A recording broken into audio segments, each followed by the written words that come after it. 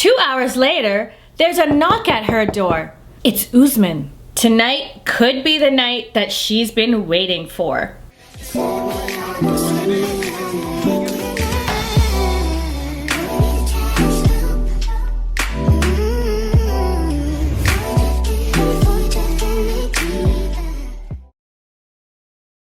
Hey my beautiful peeps, my name is Char and welcome to Char TV. In today's video, I'll be doing a recap on Before the 90 Days for episode 7, which is called Never Have I Ever. Before I do that though, I have one quick shout out. It goes to Lackville. Thank you very much for your comment. I'll be starting today's juicy recap with Mike and Ximena. Mike is worried after learning about Ximena's past. He's concerned that she dated a very dangerous person, but it does seem that she wants to move forward and do better. So Mike is really trying to leave the past behind. Ximena is sitting outside waiting for Mike to join her so that they can have coffee. In the meantime, she decides to have a chat with her sister, Wendy. She's hoping that her sister can give her some advice on some things that she's concerned about with Mike. Super cochino. Si supieras. No, pues que te bota la ropa por todos lados, como un niño. Se tira un pedo adelante mío y eruta y como encima de uno. Entonces eso como que, ay, no, ay.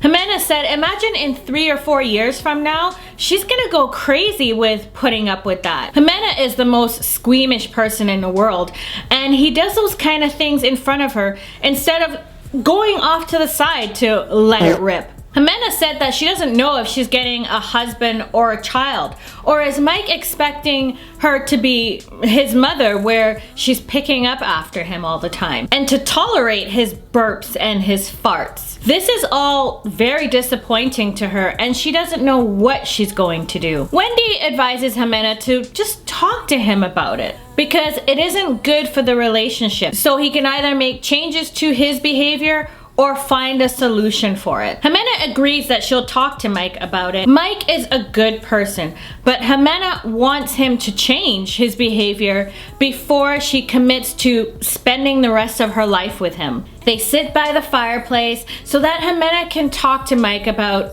what's bothering her. She talks to Mike about leaving his clothes all over the place, which yes, is very annoying. And Mike does agree to definitely work on that. But then she goes on to say more. También cuando te tiras tus pedos, no lo hagas adelante de mí. Me da asco, eso me desenamora. La verdad es que estoy desilusionada de todas esas cosas, no sé.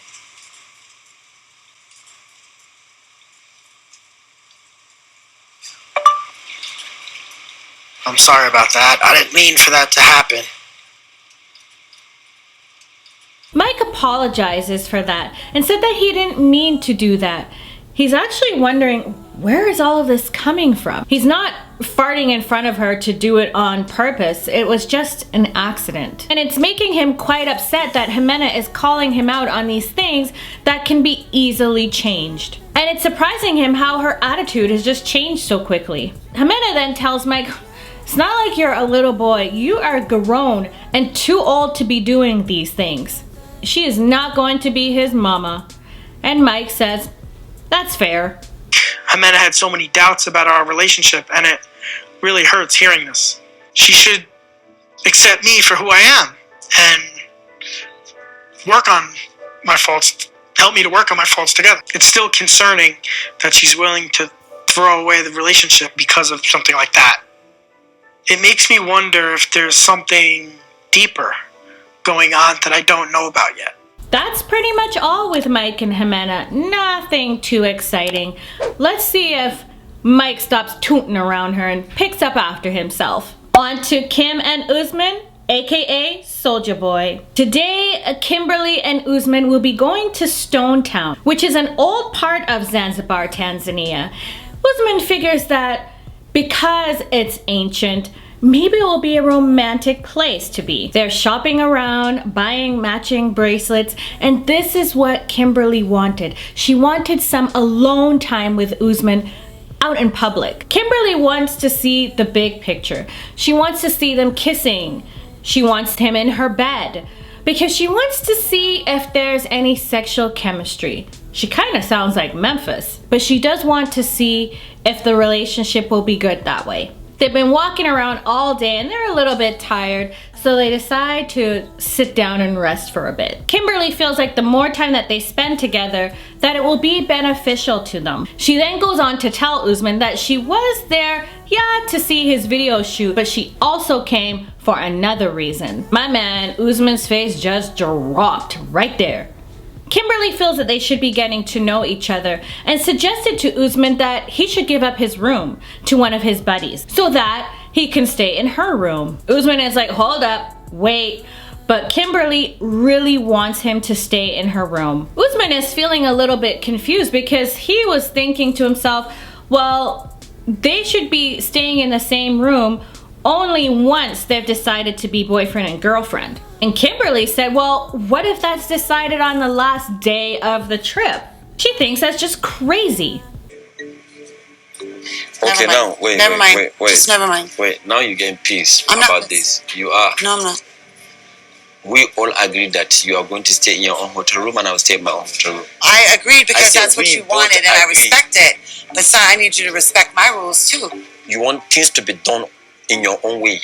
That was what happened with my last relationship. Oh, is that right? Yeah. Usman is feeling at this point, Kimberly's just trying to grab something. Because if things don't work out, she can still go back and say, well, hey, at least she got something. Kimberly said, well, we only have this time and she's not going to beg him for sex. I bet you this will not be the last of it. Usman said to Kim, well, you knew from day one that we were gonna have separate rooms. Kimberly is looking mighty pissed off, even though she says she isn't, but she just wants to head to her room. I should put on my Michael Jackson. I don't care what you do. Let's just go.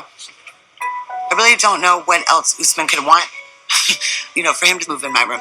I've been attentive, I've been loving, I've been his assistant, I've been his manager. I've done everything I can do. And the last thing I'm doing is I'm not gonna beg. It's on him now. Bring your hand. I don't want to hold your hand right now. Stop. Give me your hand. Oh yeah, she is definitely mad. What are your thoughts on her begging Usman to stay in her room? It would not be me, I can tell you that. Kimberly is feeling so defeated, and she thought after a period of time that Usman would want to stay in her room. I guess she was wrong. Time is ticking and they should be getting to know each other so that they can make the right decision. And she's not going to ask him if he's going to spend the night in her room again for the rest of the trip. It's his decision now, and that will prove things. Kimberly prides herself on not being like his ex-wife Lisa, but insists that they have to make things clear. Usman said they will. Kim. Okay. Kimberly. Hey, beautiful woman. Okay, you're so charming. It's disgusting. I don't want Kimberly to be mad. I want her to be smiling. I want her to be happy. But moving into Kimberly's room without being in a relationship yet, it is not into our plan. Like, we don't plan that. Kimberly doesn't want to be the nagging woman, so things will be as they are until they're figured out. It is what it is. She heads to her room alone, yet again. 2 hours later, there's a knock at her door. It's Usman. He decided to see Kimberly, and he asked her if he should stay. She said, if you want to stay here. And he said, okay. Kimberly is surprised that he changed his mind, but she's excited that he's staying. Tonight could be the night that she's been waiting for. So, do you want to watch a movie? Do you want to have sex? I just thought I'd throw that in there. I just thought I'd try.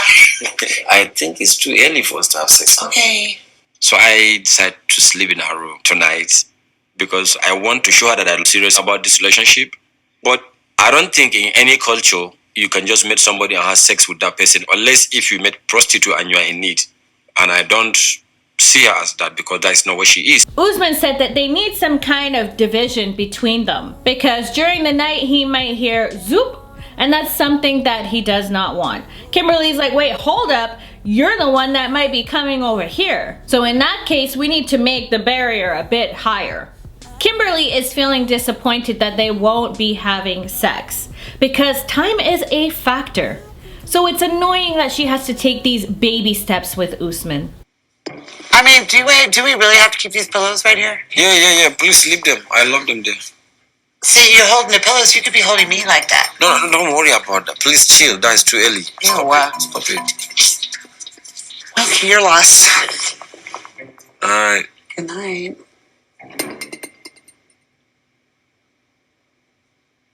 Now, I thought my girl said that she wasn't gonna beg anymore. What's up with that? That's pretty much all with Kimberly and Usman. I hope she stops begging. I don't want to see that next episode.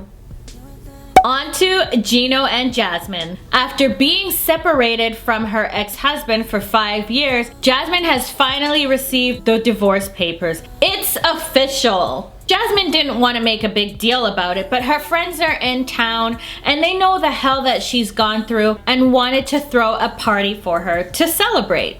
No men are to be a part of the celebration, so Gino is not invited. He will be staying in the hotel room alone.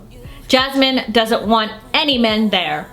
Gino said, that's fine, but you could tell the poor dear was upset. Things have been a little bit rocky between them, so Jasmine thinks that it would actually be a good idea for them to spend the night apart. They had wanted to go to a club, but because of the COVID restrictions, they just decided to book a separate suite in the hotel so that they could celebrate. Necesito un trago fuerte. Vamos a brindar por el Dios mierda. Sí, libre soy. Sí. Ve, ¿cómo estás? Yo estoy bien con mi ex, como quien tú digas, demonio te invoco. Pero yo no quiero traer cosas del pasado. Jasmine then tells her friends that she's just sick with jealousy when it comes to Gino and his ex-wife, and everything in his house is about her. She then goes on to tell them about the fight that they had over the colors in the house, and Leo thinks that she's crazy. I do too. She even goes on to tell them about the first time that her and Gino were intimate. Gino almost died because he couldn't handle the movements that she had in her hips. He's used to pretty much a dead fish. Then there's a knock on the door. Jasmine's friends arranged for a surprise for her, which is a stripper. A hot, muscular, toned, husky man. I feel bad doing this, but this is my first and hopefully last divorce party. We just want to have fun. It's just, laughing and dancing and looking a little bit. Poor Gino is alone in his room, packing and thinking to himself that Jasmine must be having fun. She's having fun, all right. Jasmine feels like the stripper wasn't a big deal because he was professional and just doing his job. She does feel a little bad leaving Gino in his room while a half-naked man is gyrating on her. Jasmine decides to go to her room to see Gino. She's feeling quite hot from the stripper and she's just going to violate Gino. Gino thinks it's nice that Jasmine wants him to be a part of the celebration, even if it's at the tail end of it. Jasmine is feeling nice. She is wasted and she's blaming it all on her friends. Jasmine's friend thought it would be a fantastic idea to show Gino the video of the stripper giving Jasmine a lap dance. Not a good idea. I can't remember that. Oh my gosh!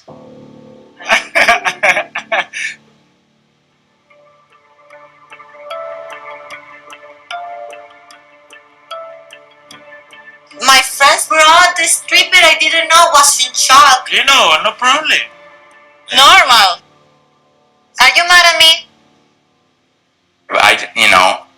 I don't like it. The friends notice that he's getting a little red, so they decide to leave. Gino feels that there should never have been a stripper at the party and doesn't understand why her friends would show her the video. Like, what was the point of that? Jasmine laughing with her friends makes Gino feel that she doesn't care about him. Well, why did your friends show me videos of why can't you guys just keep it a secret? Why do you have to put it in my face? Because we're not doing anything bad. How do you think it makes me feel to see some guy dancing on? Well, I had fun. I don't know that. Horse body, and I have never had a stripper in my life. Gino said to Jasmine, well, how would you feel if I showed a video like that to you? We all know what would happen. Jasmine admitted that she wouldn't like it if the shoe were on the other foot. And oh my gosh, you guys, I thought I saw pigs fly because Jasmine actually apologized. Wow. And she said that she felt bad. She reassured Gino that he's the only man that she's attracted to and that he shouldn't be silly. Jasmine told Gino that she wouldn't do it again, but Gino he's sort of rethinking this whole proposal thing. Right now, he's not too sure. That's pretty much all with Gino and Jasmine. I can't wait to see next episode if perhaps he'll change his mind and will propose to her at some point. But you let me know your thoughts. Did Gino have a right to be upset? And do you think Jasmine would have reacted a lot different than Gino did? On to Memphis and Hamza. Even though Memphis is still upset about Hamza lying about his age, she's still prepared to head to the embassy to proceed with the marriage paperwork. The embassy is 2 hours away from where Hamza lives, so that means that they'll have to spend a night in a hotel. Hamza's friend will be taking them there because Memphis refuses to take the bus because of the coronavirus, and of course we know Hamza doesn't drive. Memphis is concerned about getting to the embassy on time, and Hamza's friend does show up, but he tells him that he forgot his car insurance papers and needs to head back home. So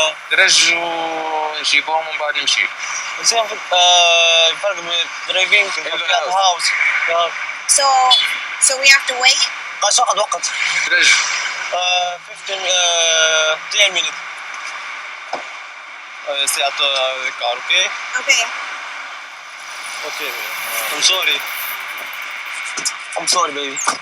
Yeah, right. Memphis is really pissed off and says that Hamza needs to prepare things better. Hamza says that he understands the pressure with the paperwork, but feels that Memphis nags a lot and he doesn't really like her attitude. It's an hour later and Memphis is still worried that they're not going to make it to the embassy on time. I'm mad. Why? I'm angry. You haven't gotten it together. I want to go. Let me out. Where are you going? You are not. Get out. Where are you going? Because you're making me upset. Why didn't you plan better? Like, we're not going to make it to the consulate. How much would it be for to get a taxi? Oh, no, expensive.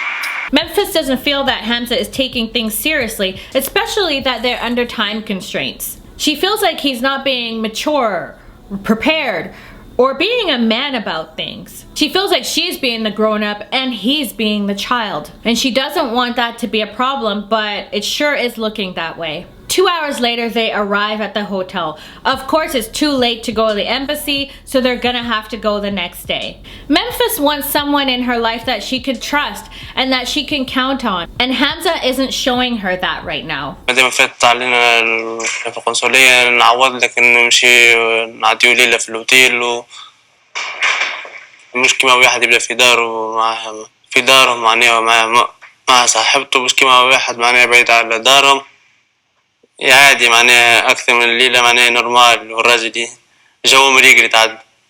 The room is absolutely gorgeous and Memphis is very happy about that. They head to the bar to get some drinks. Now Hamza doesn't drink very often, only on special occasions and with someone special. Memphis said that Hamza made up for his lack of planning with the lovely hotel. They haven't slept together since the first time that lasted about 30 seconds, so now is his chance to prove to her what he can do sexually. Memphis tells Hamza that she needs to have a serious talk with him.